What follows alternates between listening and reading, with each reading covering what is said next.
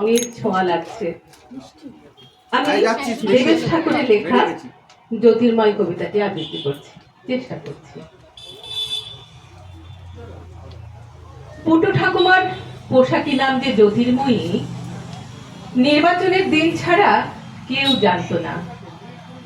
গ্রীষ্মের দুপুরের মতো শূন্য শিথির বিপুল বৈধব্য নিয়ে কত মায়াবী সকাল মুছে যায়, কেটে যায় কত নিস্তরঙ্গ ভোর।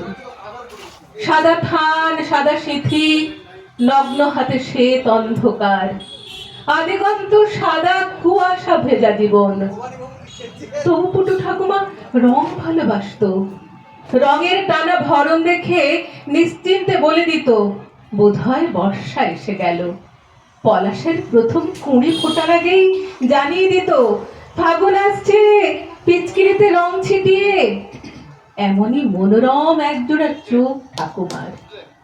ওপাড়া থেকে নন্দু এসে বসতো ঠাকুমার দাওয়ায়।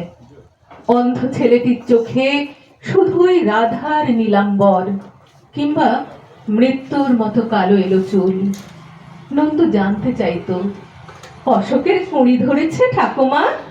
গন্ধ পাচ্ছি যেন আকাশের রামধনু নেমেছে মহুয়া বনের দিগন্তে।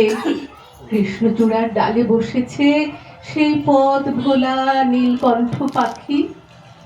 নন্দু গান শোনাতো ঠাকুমাকে। আছে সে নয়ন তারায়, আছে সে নয়ন তারায় আলোক ধারা।